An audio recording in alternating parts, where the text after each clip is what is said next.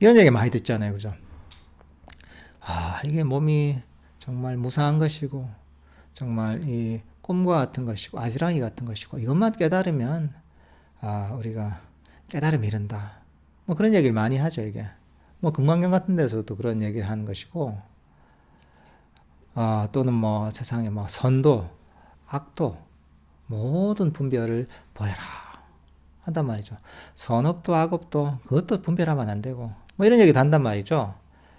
근데 보통 이게 우리에게 지혜를 주는 측면이 있습니다. 이런 데 대한 통찰이랄까? 이런 게 생기면 마음이 좀 편안해지고 집착도 좀 떨어지고 왠지 좀 깨달은 느낌이 있고 한단 말이죠. 근데 이제 우리는 요 단편적으로 아는 게 아니라 근본적인 원리를 사실 알아야 됩니다. 보통 이것만 가지고 얘기하면 자꾸 이 생각만 하는 거죠. 몸이 물거품 같고 이게 정말 신기루 같은 거니까 자꾸 건강경을 계속 독송하면서 예를 들면은 그걸 자꾸 생각하면 깨닫겠지 뭐 이렇게 생각하는 경우가 있단 말이죠. 그리고 자꾸 생각하다 보면 뭐가 또 좀 열리긴 열리거든요. 그러면서 이렇게 해서 내가 뭘 알았구나 하는 경우도 많단 말이죠. 그래서 이렇게 해서 이것만 얘기하면서 이게 뭐 깨달음이다 하는 경우도 있단 말이죠. 근데 사실은 이것도 불교 수행의 한 부분이죠. 하지만 이게 전체가 아니라는 거죠. 이 가르침이 그럼 왜 이렇게 이런 얘기, 부처님 이런 얘기 분명히 하시지 않냐 하잖아요. 하시죠. 근데 그런 것 같습니다. 뭐 태국 같은 데 사는 사람들은 보면 저 한국 사람들 얘기를 듣잖아요. 태국에 눈이 안 내리니까 한국에 가면 설원이 장관이야. 보면 저 강원도 쪽에 보면 산이 하얗게 덮여서 정말 정말 이 설경이 너무 아름다워. 산 꼭대에 올라가면 그 나무가 다 나무에 그 눈꽃이 다 생겨가지고 그 눈꽃이 너무 아름다워. 그리고 그 스키장에 가서 스키 타면 그게 너무 재밌어. 그 이제 태국 사람이 그 얘기 듣고 상상을 하는 거죠. 와, 한국에 가면 정말 설경이 기가 막히겠구나 하고서 이제 휴가 기간이 8월달이어서 8월달에 이제 한국행 티켓을 끊어가지고 한국으로 와요. 야, 설경을 기대하는 거죠. 이제 비행기가 인천공항에서 내려서 다 가서 이제 설경을 기대하면서 그 다음에 버스를 타고 쭉 이제 영종대교를 지하철 타고 가니 지하철 못 오잖아요. 서울역에 내려 딱 나가 보니까 이 눈이 하나도 없어. 야, 여기만 없나? 또 교회로 나가봐요. 강원도에 가보니까 눈은 무슨 눈이야. 태국과 똑같은 거예요. 보니까 풀이 엄청 많고 숲은 우거지고. 그래서 거짓말했구나 이게 한단 말이죠. 근데 거짓말 아니죠. 근데 그 겨울철에 눈이 많이 왔을 때를 얘기한 거예요. 시기가. 그렇죠. 우리나라는 사계절 있잖아요. 눈이 많이 올 때도 있고 날씨가 태국처럼 더울 때도 있고 요즘처럼 벚꽃 시즌 있잖아요. 뭐 그런 것도 마찬가지죠. 태국에도 벚꽃이 없으니까 벚꽃이 너무 아름답다. 내가 그 얘기 해줬거든요. 벚꽃이 너무 아름답고 참 그 화려함이 너무 어디에 비할 바가 없다. 너무 아름답다 하는데 이 벚꽃 지고 나서 오는 거죠. 한 6월 달쯤 오니까 벚꽃이 하나도 없네. 왜 나한테 거짓말을 하지? 근데 사실은 그 거짓말이 아니라 실제로 벚꽃 피는 짧은 한 보름 상간 있잖아요. 그 시즌 있잖아요. 그걸 얘기한 거죠. 그러니까 이게 전체 1년의 한국의 모습 중에 그 일부를 얘기한 거예요. 그 부처님 가르침도 비슷합니다. 전체의 가르침이 있습니다. 그렇지만 이거를 어떤 사람은 태국 얘기하는데 내가 한 번 얘기하는데 대화를 하는데 봄, 여름, 가을, 겨울 벚꽃 필 때 묘화가 필 때, 눈이 올 때, 낙엽이 필 때 다 얘기할 수 없잖아요. 그때 내가 상황에 맞는 계절 얘기하는 거죠. 뭐 이렇게 벚꽃에 대해서 얘기한다든가, 또는 눈이 올 때 얘기한다든가. 부처님 가르침도 그런 겁니다. 그렇지만 우리가 만약에 벚꽃 피는 얘기만 들어도 참고에 들이면 사계절이 있는데 그 중에 이 얘기하는 거는 벚꽃 시즌에 벚꽃이 아름다울 때 얘기를 하는구나, 이렇게 이해되는 거예요. 설경에 대해서 얘기할 때는 봄, 여름, 가을, 겨울이 있는데 그 중에 겨울철에 눈이 많이 와서 정말 세상을 눈으로 완전히 덮을 때 그때 얘기를 했구나, 이렇게 이해되는 거예요. 부처님 가르침 들을 때도 마찬가지죠. 우리가 이 몸을 물거품 같다고 보고 아지랑이처럼 실체가 없다고 보잖아요. 이 가르침 있죠. 근데 이것도 전체 가르침 중에 한 부분이라는 거죠. 근데 이게 어떻게 보면 지혜의 측면인 거죠. 전체는 무엇이냐? 팔정도가 바로 부처님 수행의 전체 가르침이죠. 그 중에 한 파트에 해당하는 거예요. 이것만 주구장창 생각한다고 되는 게 아니라, 이게 보통은 이게 되게 여기에 대한 이해가 부족해요. 굉장히 단편적으로 보는 경우가 많단 말이죠. 그래서 부처님 가르침은 전체를 이해해야 돼요. 전체를 이해하고 부분적으로 들었을 때, 부분을 들었을 때 이게 이 파트에 해당하는 거, 이 부분에 해당하는구나 하고 이해를 해야지 부처님의 가르침을 전체를 이해하는 거야. 우리가 여기서 보면 물건 갖고 아지랑이처럼 본다 하잖아. 이건 뭐냐면, 그럼 여기 우린 개를 안 지켜도 되냐? 개가 들어가 있는 거야. 이건 기본으로 깔려 있는 거야. 우리가 개정의 사막이잖아요. 그러니까 이거는 개와 정이 바탕이 돼 있는 거야, 이게. 그 다음에 이 가르침, 지혜의 가르침이 그 개정의 중에 지혜의 한 부분에 해당하는 거예요. 이렇게 이해되는 거야. 그렇지 않으면 불교를 아주 단편적으로 이해하게 됩니다. 우리가 만약에 금강경만 계속 독송하고 있다.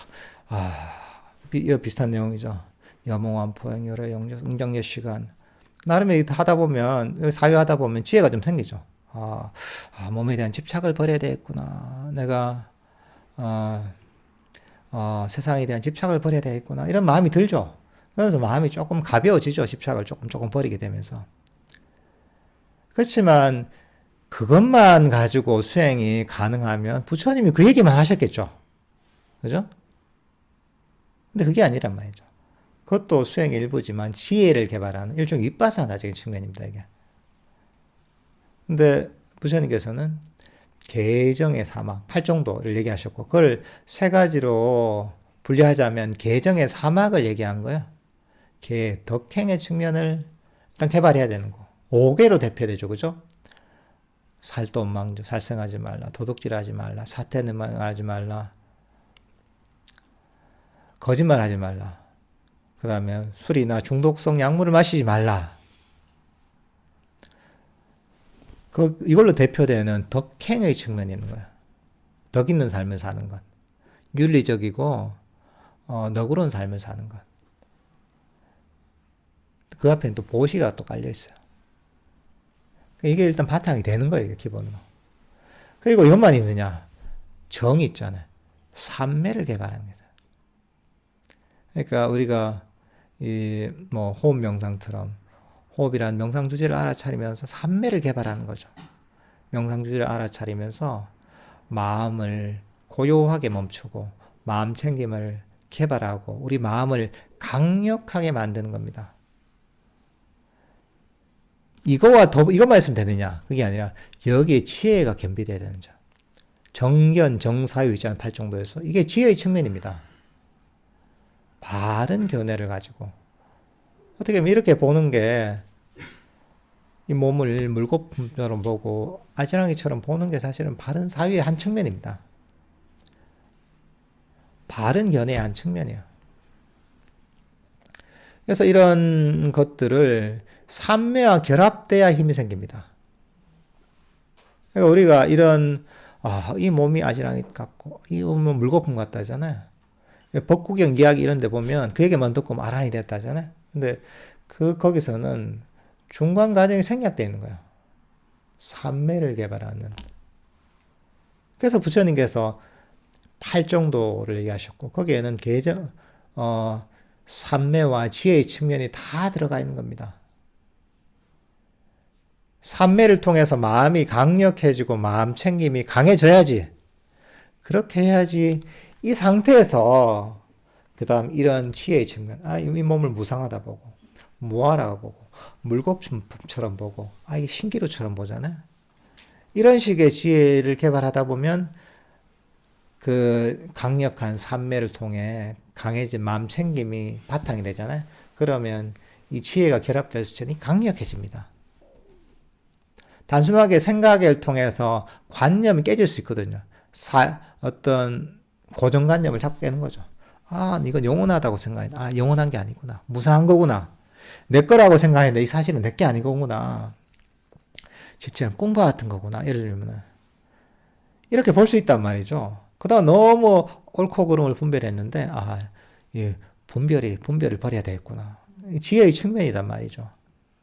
윗바사다 이 측면이요. 근데 이 단순하게 이렇게 자꾸 머리만 굴려서 하면 이것도 어느 정도까지는 돼요.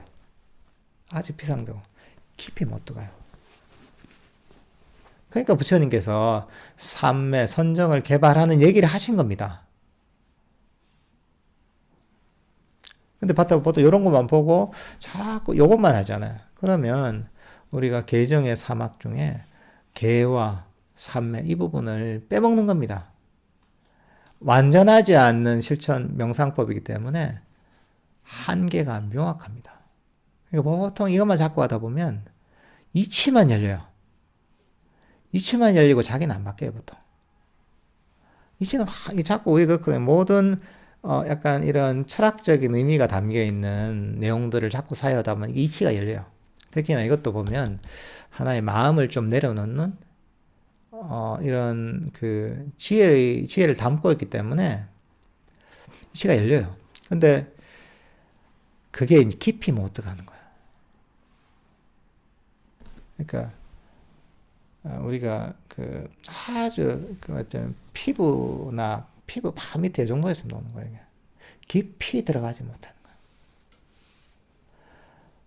뭐 저런 거 광고 많이 하잖아요. 저 온열 매트 이런 거 보면 원적외선이 몸 깊이까지 들어간다잖아요. 그 장작으로 불 땐 황토방 있잖아요. 가면 자고 나면 개운하죠. 그 원적외선 깊이 이제 들어가서 이제 몸이 개운해지잖아요. 그런 것처럼 깊이 들어가야 돼. 깊이 못 들어가는 거예요. 그런 것 같습니다. 옛날 싸구려 전기장판 있잖아요. 전자파 엄청 나오는 거. 그거 하면 바닥은 엄청 뜨거운데 공기는 안 따뜻해지고 몸은 막 쑤시고 이러잖아요. 그냥 그런 거 비슷한 거예요. 그러니까 부작용이 생겨요, 이게. 자꾸 머리만 굴리다 보면 깊이 못 들어가고 엉뚱한 데로 자꾸 빠져요, 이게. 이치는 잘하고 말은 잘하는데 실제로 괴로움을 소멸시키는 거하고 별 관계가 없는 데로 가요. 그래서 이 삼매가 화약이라면 이 지혜는 불꽃과 같은 거라는 거죠. 화약이 손톱만큼 화약을 가지고 여기다 불을 붙이면 폭발이 있죠. 그죠? 폭발이 없는 건 아닙니다. 폭발이 있죠. 근데 빵 하고 예를 들면 이 조그만 무슨 이 미니어처 이런 집 같은 거는 이게 튕겨낼 수 있겠죠. 그렇지만 그게 우리의 아주 강한 번뇌를 없애는 데는 한계가 명확합니다. 없애도 아주 피상적인 것만 어느 정도 약화시킬 수 있는 것이고 근본적으로 우리 번뇌를 또는 탐진치를 뿌리 뽑지 못합니다. 그러니까 이거는 사실은 세상에 많이 있는 겁니다. 세상에 뭐 철학을 하거나 이런 사유를 많이 한 사람은 이치를 계속 공부하잖아요. 그러다 보면 이게 이치가 열리는 거예요. 왜냐하면 세상 무상한 거는 사실이잖아요. 그리고 모든 것들이 촉고 지어진 건 사실이란 말이에요. 그걸 자꾸 사유하고 하다 보면 뭐가 이제 마음이 열리고 세상이 현저한 사람들, 그런 사람들입니다. 세상 이치를 사유해서 뭔가 열리는 사람들이죠. 근데 결정적으로 세상에서 세상 사람들이 모르는 게 뭐냐면, 물론 이제 지혜도 훨씬 더 깊죠. 더 정확하고. 그리고 플러스 이게 바로 삼매와 결합이 된다는 게 굉장히 특이한 겁니다. 지혜와 삼매가 결합된다는 거예요. 바른 지혜, 이것도 갖기 힘들지만, 어떤 법에 대한 바른이 이런 것도 이해하기 힘들지만, 이게 삼매와 결합되면서 강한 폭발력을 일으키는 겁니다. 이게 불교의 굉장히 독특한 점입니다. 근데 그 바탕은 또 개가 바탕이 되는 거고. 이런 가르침이 없습니다. 그러니까 우리가 이런 경전을 읽을 때도 이것들을 감안하고 읽어야 되는 거예요. 지금 여기서 보면 몸문 물거품 갖고 아지랑이 같다 하잖아요. 이것을 깨닫고서 악마의 화살을 부수고 죽음의 왕의 시야를 벗어나라 한단 말이죠. 이건 뭐냐면 그게 마지막 단계인 거죠. 깊은 삼매를 개발하고 그 바탕하에서 이런 무상의 지혜 또는 무아의 지혜 또는 공의 지혜를, 공의 어떤 법이 공에 관한 가르침을 적용하면서 이게 폭발을 하는 거죠. 삼매에 바탕한 지혜가 같이 결합되면서 이게 폭발하면서 완전한 깨달음에 이르면서 우리가 모든 괴로움의 뿌리를 뽑고 모든 업의 굴레에서 벗어나 완전한 행복과 완전한 자유에 이르는 거죠. 하이라이트인 거죠, 이게. 근데 아까도 얘기했다시피 이게 이 부분만 단편적으로 보면 안 된다는 거죠. 그러니까 이 하나를 읽더라도 이거는 전체의 가르침 중에 어디에 해당하지, 이걸 생각해야 되는 거예요. 우리는 벚꽃 피는 얘기만 들어도 나머지를 다 생각해야 되는 거예요. 아, 벚꽃 시즌 얘기를 하고 있구나. 나머지 봄, 여름, 가을, 겨울 중에 아주 짧은 기간을 얘기하고 있구나. 이걸 이해해야 되는 거죠. 경전을 이해할 때도 이게 되게 중요합니다. 사람들이 보면 다들 요거 하나만 가지고 딱 잘라가지고 이게 부처님 가르침이 아니냐 이렇게 얘기하거든요. 그러면 제대로 된 이해가 생길 수가 없습니다. 부처님 가르침은 그러니까 기본 구도를 알아야 되는 거야. 모든 수행의 가르침은 첫 번째, 불교라는 종교는 또 목적을 알아야 되죠. 목적이 여러 가지일 수도 있고 한 가지. 이거 유일한 불교의 목적 한 가지입니다. 한 가지가 뭐냐? 괴로움의 소멸이 유일한 목적입니다. 이걸 알아야 돼요. 그러니까 모든 가르침은 괴로움의 소멸을 위해 존재하는 겁니다. 그리고 그 괴로움에는 원인이 있잖아요. 괴로움의 원인이 있어서, 괴로움이란 그냥 생기는 게 아니고 원인이 있다는 거죠. 그게 뭐냐면 괴로움의 원인을 제거하면 괴로움이 사라지잖아요. 그러니까 불교 수행, 그러니까 이 괴로움의 원인을 제거하는 게 불교 수행이고 불교의 가르침인 거죠. 이게 불교의 가르침은 이 괴로움의 원인을 없애서 괴로움에서 벗어나는 것. 이게 바로 불교 수행인 것이고, 불교의 목적은 괴로움에서 벗어나서 완전한 행복에 이르는 게 이 목적이라는 거죠. 그러니까 이게 가장 근본입니다. 불교의 기본 구도를 알아야 되는 거야. 우리가 전체 구조를 모르고서 단편적으로 알면 어떤 분야든지 제대로 이해하지 못합니다. 근데 이게 가장 근본이야. 하나가 뭐냐? 괴로움의 소멸이 괴로움의 소멸에 이르는 종교가 불교다. 이게 불교 수행이다. 이걸 머리에 탁 두고 있어야 되는 거야. 헷갈리면 일단 이것부터 생각해야 되는 거야. 그리고 불교 수행이 있잖아. 괴로움의 원인을 없애는 불교 수행이 뭐냐? 8정도잖아요. 그리고 이걸 개행, 정견, 정사유, 정어, 정업 쭉 있잖아요. 이게 있고, 그리고 이걸 세 가지로 요약한 게 개정의 사막이단 말이죠. 개의 측면, 삼매의 측면, 치의 측면, 사마타와 이빠사나. 그리고 이 8정도, 이 개정의 사막으로 해당하는 이게 결국은 모두 다 하나로 결합이 돼야 된다는 거예요. 8정도가 하나로 결합이 돼야 되고, 그걸 세 가지로 분류한 개정의 사막이 하나로 결합이 돼야 돼요. 그러니까 불교 수행의 지혜의 측면을 얘기하지만 여기에는 개와 삼매의 측면을 얘기하는 게 생략이 되어 있다고 봐야 되는 거야. 삼매에 대해서 얘기하더라도 여기 개와 지혜의 측면이 생략이 되어 있다고 봐야 되는 거야. 개를 얘기하잖아. 뒤에 나오지만 개행이 가장 중요하고 하잖아요. 이걸 얘기했지만 이걸 얘기할 때는 삼매와 치혜를 얘기하는 게 생략이 되어 있다고 봐야 되는 거야. 그래서 이 불교 수행이라는 게 이런 8정도라는 기본 수행의 요소들을 다 갖춰야 되는 거야. 이 개정의 사막의 세 가지 요소들을 다 갖춰야지 완전한 불교 수행이 되는 거야. 그리고 이것들은 한 번에 되는 게 아니라 부처님이 가르친 기본 단계적 수행입니다. 이것도 이해해야 돼요. 깨달음을 얘기하잖아요. 그러면 여기 보면 물거품 같다고 보고 아지랑이 같다고 보고 바로 깨달았네 이렇게 생각하잖아요. 그렇지 않습니다. 이것도 과정이 생략된 거야. 왜 얘기할 때 깨달음의 과정을 생략한 거예요. 그러니까 그런 거죠. 벚꽃이 절정일 때 이걸 묘사하는 거죠. 정말 저 달맞이길에 벚꽃이 막 너무 화려하게 핀 게 너무 아름답다. 무슨 내 꿈속에 있는 것 같다 하잖아요.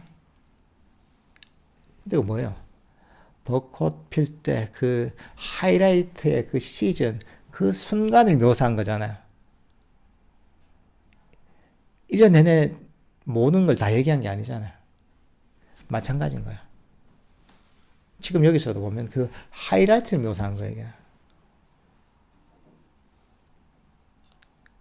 그러니까 단계적 수행이 있는 거야. 점진적 운동과 비슷합니다.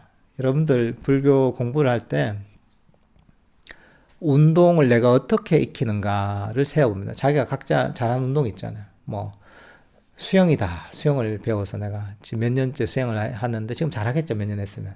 그 처음을 생각해 보세요. 물에 뜨지도 않는 사람이 수영장에 가요. 가서 얘기를 들어요. 듣자마자 수영을 잘합니까? 듣자마자 한 200m, 300m 착 갑니까? 뭐 평영도 하고 배영도 하고 저병도 하고 합니까? 못하잖아요. 코치한테 수영 기술도 배우고 또 배운 걸 가지고 물장구 연습도 하고 호흡하는 연습도 하고 팔을 어떻게 움직이는 연습도 하고 반복적으로 연습하잖아요. 그죠? 그러면서 어떻습니까? 수영 실력이 점진적으로 향상되잖아요. 그죠? 그만한 반복적인 훈련과 배움 또는 뭐 자세 교정 이런 게 있죠. 그걸 통해 점진적으로 수영 실력이 향상되는 것처럼 불교 수행도 똑같습니다. 점진적으로 가는 거예요. 근데 뭐 깨달음에 관한, 뭐 선정에 관한 거, 아주 수행에 대한 깊은 경지가 있다 얘기하잖아요. 경전에서든 딴 데서든. 근데 그걸 단편적으로 보고 나 왜 안 되지? 왜 안 되지? 이건 그런 것 같습니다. TV에서 축구하는 거 보고 나도 축구를 하고 싶다. 손흥민 선수가 너무 잘한다. 하고 이제 공을 사서 저 초등학교 운동장에 가서 공을 찼는데 손흥민 선수처럼 공을 못 차겠어. 왜 안 되지? 너무 이상한데. 왜 안 되는 거야? 내가 뭐가 문제가 있나? 문제가 아무 문제도 없습니다. 이건 운동처럼 운동도 기초부터 쌓아서 단계적인 노력이 필요하잖아요. 그렇게 해서 실력이 향상되는 거잖아요. 똑같습니다, 이것도. 그렇게 바라보고서 우리가 불교 공부를 해야 돼요. 이것도 단계적인 과정을 거치고 원인을 심어야지 그만한 결과가 오는 거예요. 이런 이해를 좀 가지고서 이런 경전을 봐야 됩니다.